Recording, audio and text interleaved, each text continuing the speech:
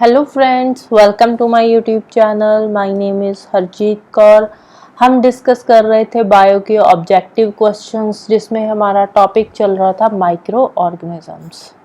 तो micro organism से related पहले के 40 क्वेश्चंस हम ऑलरेडी डिस्कस कर चुके हैं। तो आज हम शुरू करेंगे क्वेश्चन नंबर 41 से। तो अगर आपको इस पर्टिकुलर लेक्चर की पीडीएफ चाहिए तो उसके लिए आप मेरा टेलीग्राम चैनल भी ज्वाइन कर सकते हो, जिसका लिंक आपको नीचे डिस्क्रिप्शन बॉक्स में मिल जाएगा। तो शुरू करते हैं। क्वेश्चन नंबर 41 है, which bacteria helpful in making curd from milk. दूध से जब दही बनाया जाता है तो उसमें कौन सा बैक्टीरिया हेल्पफुल होता है? तो बैक्टीरिया का नाम है लैक्टोबैसिलस। इसके लिए पहले दूध को 30 to 40 डिग्री सेल्सियस पे गर्म करना पड़ता है, राइट। तो जब दूध का टेम्परेचर 30 to 40 डिग्री सेल्सियस के बीच में होता है तो उस टाइम पे दूध में थोड़ा सा दही मिलाया जाता है। तो ये जो दही दूध के अंदर ऐड किया जाता है, इसमें होते हैं लैक्टोबैसिलस नाम के बैक्टीरिया। जब ये दूध के अंदर मिक्सअप होते हैं तो उनकी जो रेप्लिकेशन शुरू हो जाती है, रिप्रोड्यूस होने शुरू हो जाते हैं, जिससे क्या होता है कि ये जो लैक्टोबैसिलस बैक्टीरिया है ना, ये जो दूध के अंदर क्या होता है, दूध के अंदर लैक्टोज होता है। दूध के अंदर क्या होता है? लैक्टोज होता है। तो ये जो लैक्टोज के अंदर शुगर होती है, लैक्टोज के अंदर शुगर होती है, इस शुगर को ये खाना शुरू कर देते हैं और उसके बाद ये जो लैक्टोज है ये कन्वर्ट हो जाता है लैक्टिक एसिड में। किसमें कन्वर्ट हो जाता है? लैक्टिक एसिड में। धीरे धीरे ये लैक्टिक एसिड में कन्वर्ट होना शुरू हो जाता है और दूध से दही बन जाता है। इसीलिए जो दूध होता है वो मीठा होता है, लेकिन जो दही होता है ना वो मीठा नहीं होता, वो थोड़ा सा सोर होता है। जो दही होता है, दही का जो टेस्ट होता है, राइट। क्यों? क्योंकि जो लैक्टोबैसिलस बैक्टीरिया है ये लैक्टोज की जो शुगर है उसको खत्म कर देते हैं। Got it? नेक्स्ट है, nitrogen fixing bacteria are found in leguminous plants. Nitrogen fixing bacteria जो है ये लेग्यूमिनस प्लांट्स के अंदर होते हैं। कौन से नाइट्रोजन फिक्सिंग बैक्टीरिया होते हैं? नाम क्या है उसका? तो नाम है राइजोबियम। कौन से बैक्टीरिया होते हैं? राइजोबियम नाम का बैक्टीरिया प्रेजेंट होता है लेग्यूमिनस प्लांट्स के अंदर। नेक्स्ट है, virus is said to be. Virus क्या है?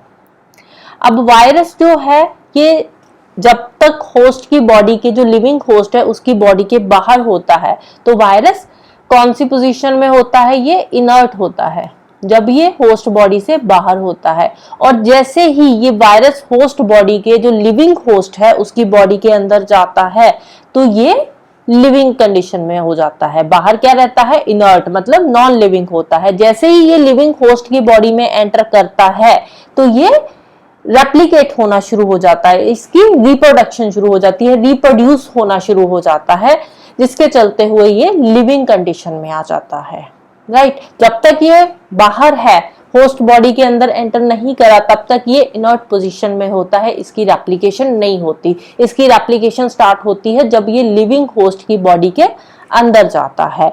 तो वायरस क्या हो गया? Virus is a transitional group between living and non living, दोनों का ट्रांजिशनल ग्रुप है।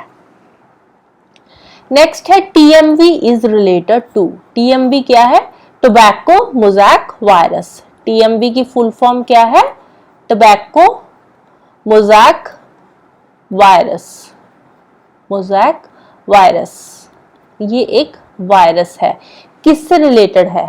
वायरस से रिलेटेड है टोबैको मोज़ैक वायरस। अगर आपको फुल फॉर्म पता है तो आपको पता चल जाएगा टीएमवी किससे रिलेटेड है, वायरस से रिलेटेड है। ये एक प्लांट वायरस है। टोबैको मोज़ैक वायरस क्या है? ये एक प्लांट वायरस है। प्लांट वायरस है। कौन से प्लांट्स को ये इफेक्ट करता है? ये इफेक्ट करता है जो सोलानेसी फैमिली के प्लांट्स है। जो सोलानेसी फैमिली के जो प्लांट्स होते हैं उनको ये इफेक्ट करता है। सोलानेसी फैमिली के प्लांट्स को इफेक्ट करता है। सोलानेसी फैमिली के प्लांट्स की एग्जांपल क्या होगी? जैसे कि टोमेटो हो गया, पोटैटो हो गया, टोबैको हो गया, नाम है टोबैको मोज़ैक वायरस। टोबैको को इफेक्ट करता है, उसी से इसका नाम पड़ा है टोबैको मोज़ैक वायरस। तो सोलानेसी फैमिली के जो प्लांट्स है, टोमेटो, पोटैटो, टोबैको, इनको ये अफेक्ट करता है। इसमें होता क्या है, इसमें जो प्लांट होता है उसकी डिस्कलरेशन शुरू हो जाती है, राइट। क्या होता है, प्लांट की डिस्कलरेशन शुरू हो जाती है जब ये अफेक्ट करता है उसकी वजह से, राइट। नेक्स्ट है the disease hydrophobia is caused bye. Hydrophobia अगर हम देखें तो हाइड्रोफोबिया का मतलब क्या होता है, हाइड्रो का मतलब क्या होता है वाटर, और फोबिया का मतलब क्या होता है फियर। तो हाइड्रोफोबिया मतलब जिसको पानी से डर लगता है। तो जो हाइड्रोफोबिया नाम की डिजीज है ये किसकी वजह से होती है, ये एक वायरल डिजीज है, वायरस से होती है जो हाइड्रोफोबिया नाम की डिजीज है। कौन से वायरस की वजह से होती है, वायरस का नाम क्या है, तो वायरस का नाम है रेबीज। रेबीज वायरस की वजह से ये होती है। ये जो रेबीज वायरस है ना ये यूजुअली डॉग्स में होता है, डॉग्स के ये नर्वस सिस्टम को इन्फेक्ट करता है जो रेबीज वायरस होता है। जो इन्फेक्टेड डॉग है जब वो ह्यूमन को काटता है तो वो एंटर करता है, जो डॉग का सलाइवा होता है ना, डॉग के सलाइवा से ये ह्यूमन बॉडी में एंटर करता है। तो जब ये ह्यूमन बॉडी में एंटर करता है तो जो हम ह्यूमन है, ह्यूमन के ये थ्रोट को इफेक्ट करता है, हमारा जो गला होता है तो उसमें स्पाज्म आ जाता है जिसकी वजह से ये बहुत ही पेनफुल हो जाता है।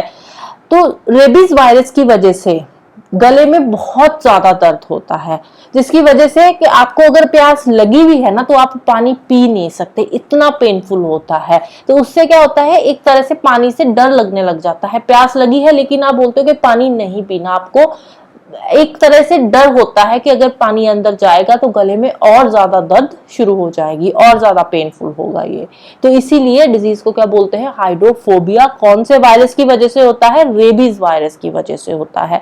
रेबीज वायरस डॉग से आता है, राइट, डॉग्स में होता है। इन्फेक्टेड डॉग जब ह्यूमन को काटता है तो ह्यूमन बॉडी में ये एंटर करता है डॉग के स्लाइवा के थ्रू। नेक्स्ट है which one of the following contains no enzyme. इनमें से किसमें कोई भी एंजाइम नहीं होता, तो आंसर है वायरस। वायरस में कोई भी एंजाइम नहीं होता। नेक्स्ट है the virus which attack the bacterial cell are called. जो वायरस बैक्टीरियल सेल को अटैक करता है उस वायरस को क्या बोलते हैं, उस वायरस को बोलते हैं बैक्टीरियोफाज। बैक्टीरियोफाज। नेक्स्ट है due to the bite of mad dog the disease hydrophobia is caused by. पागल कुत्ता जब काटता है तो उसकी वजह से कौन सी डिजीज होती है, हाइड्रोफोबिया।